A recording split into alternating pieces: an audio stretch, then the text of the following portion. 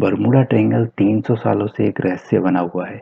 इसे devils triangle यानी कि शैतानी त्रिकोण भी कहा जाता है। बरमूडा ट्रायंगल आधिकारिक तौर पर चिन्हित कोई इलाका नहीं है और न ही दुनिया के किसी नक्शे में बरमूडा ट्रायंगल को दिखाया गया है। बरमूडा ट्रायंगल उत्तरी अटलांटिक महासागर का एक हिस्सा है जो कि फ्लोरिडा, बरमूडा और प्यूर्टो रिका के बीच लगभग 13 लाख वर्ग किलोमीटर से 39 लाख वर्ग किलोमीटर में फैला एक काल्पनिक त्रिकोण है। अटलांटिक महासागर का यह हिस्सा बेहद ही रहस्यमय है। यहाँ से गुजरने वाले शिप्स और एरोप्लेन्स बड़े ही रहस्यमय तरीके से गायब हो जाते हैं, यहाँ तक कि उनका मलबा भी नहीं मिलता है। हालांकि बरमूडा ट्रायंगल में समा चुके शिप्स और एरोप्लेन्स के बारे में पक्के तौर पर तो कोई आंकड़े उपलब्ध नहीं है, लेकिन ऐसा माना जाता है कि अब तक लगभग 2000 शिप्स और 75 एरोप्लेन्स बरमूडा ट्रायंगल में समा चुके हैं। पिछले 100 सालों में 1000 लोगों की मौत बरमूडा ट्रायंगल में हो चुकी है। हर साल यहाँ औसतन 4 एयरक्राफ्ट और 20 पानी के जहाज लापता हो जाते हैं। बरमूडा ट्रायंगल के बारे में एक खास बात यह भी है कि इसका इलाका एक ही जगह स्थित नहीं है।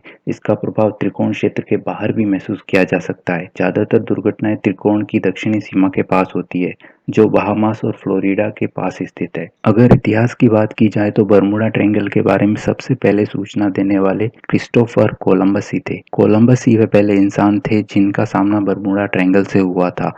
उन्होंने अपने लेखों में इस ट्रायंगल में होने वाली गतिविधियों का जिक्र करते हुए लिखा है कि जैसे ही वे बरमूडा ट्रायंगल के पास पहुंचे, उनके कंपास ने काम करना बंद कर दिया। इसके बाद उनको आसमान में एक रहस्यमय आग का गोला दिखाई दिया जो सीधा समुद्र में जाके गिर गया। बरमूडा ट्रायंगल में जहाजों और एरोप्लेन्स के गायब होने की जो घटनाएं अब तक हुई है, उनमें पाया गया है कि जब भी कोई जहाज या वायुयान यहाँ से गुजरता है, उसके रडार, रेडियो, वायरलेस और कंपास जैसे यंत्र या तो ठीक से काम नहीं करते या फिर धीरे धीरे काम करना ही बंद कर देते हैं, जिससे इन जहाजों और वायुयानों का बाकी की दुनिया से संपर्क टूट जाता है। इस प्रकार ये अपना मार्ग भटक कर या तो किसी दुर्घटना के शिकार हो जाते हैं या फिर इस रहस्यमय क्षेत्र में कहीं गुम होकर इसके रहस्य को और भी अधिक गहरा देते हैं। कुछ वैज्ञानिकों का मानना है कि इस क्षेत्र में भौतिकी के कुछ नियम बदल जाते हैं, जिस कारण ऐसी दुर्घटनाएं होती है। कुछ लोग इसे किसी पारलौकिक ताकत की करामात मानते रहे तो कुछ को यह सामान्य घटनाक्रम लगता है। इस पर कई किताबें और लेख लिखे जाने के साथ ही फिल्में भी बन चुकी है। तमाम तरह के शोध भी हुए, लेकिन तमाम शोध और जांच पड़ताल के बाद भी इस नतीजे पर नहीं पहुंचा जा सका है कि आखिर गायब हुए जहाजों का पता क्यों नहीं लग पाया। उन्हें आसमान निगल गया या समुद्र लील गया। दूसरी किसी भी सामान्य समुद्री दुर्घटना की स्थिति में मलबा तो मिलता है, लेकिन बरमूडा ट्रायंगल में दुर्घटनाग्रस्त हुए जहाजों और विमानों का मलबा आज तक नहीं मिला है। बरमूडा ट्रायंगल अब तक कई जहाजों और विमानों को अपने आगोश में ले चुका है, जिसके बारे में कुछ पता नहीं चल पाया है। बरमूडा ट्रायंगल से जुड़ी सबसे अधिक रहस्यमय घटना को मेरी सेलेस्ट नामक जहाज के साथ जोड़कर देखा जाता है। 5 नवंबर 1872 को यह जहाज न्यूयॉर्क से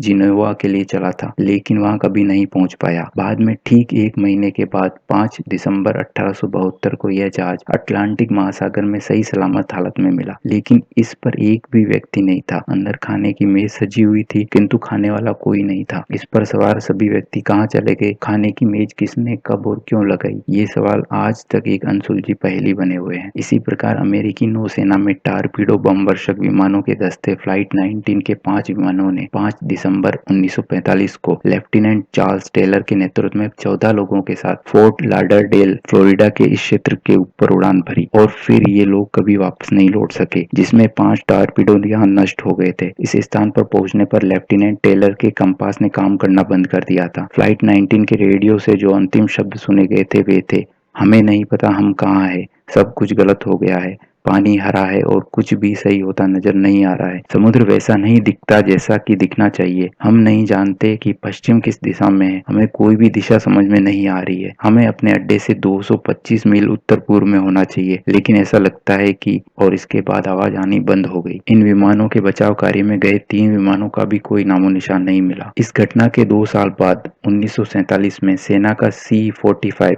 सुपर फोर्ट जहाज बरमूडा ट्रायंगल के ऊपर रहस्यमय तरीके से गायब हो गया। 1948 में जहाज ट्यूडोर और 1950 में अमेरिकी जहाज SS सेंड्रा यहाँ से गुजरे और दोनों ही जहाज लापता हो गए। लेकिन बरमूडा ट्रायंगल का रहस्य दुनिया के सामने पहली बार तब आया जब इसी साल 16 सितंबर 1950 को पहली बार इस बारे में एक अखबार में लेख छपा। 2 साल के बाद फैट पत्रिका ने सी मिस्ट्री एट आवर बैकडोर शीर्षक से जॉर्ज एक्स सैंड का एक संक्षिप्त लेख भी प्रकाशित किया था। इस लेख में कई हवाई तथा समुद्री जहाजों समेत 1945 में लापता हुए अमेरिकी जल सेना के 5 TBM बम वर्षक विमानों फ्लाइट 19 का जिक्र किया गया था। फ्लाइट 19 के गायब होने की घटना को काफी गंभीरता से लिया गया। इसी साल 1952 में ब्रिटिश जहाज अटलांटिक में विलीन हो गया। 33 लोग मारे गए, किसी का शव तक नहीं मिला। 1962 में अमेरिकी सेना का KB-50 tanker plane Bermuda triangle के ऊपर से गुजरते वक्त अचानक लापता हुआ। इसी सिलसिले में अप्रैल 1962 में एक पत्रिका में प्रकाशित किया गया था कि जल सेना के अधिकारियों के हवाले से कहा गया था कि विमान किसी दूसरे ग्रह पर चले गए हैं। यह पहला लेख था जिसमें विमानों के गायब होने के पीछे किसी पारलौकिक शक्ति यानी दूसरे ग्रह के प्राणियों का हाथ बताया गया था।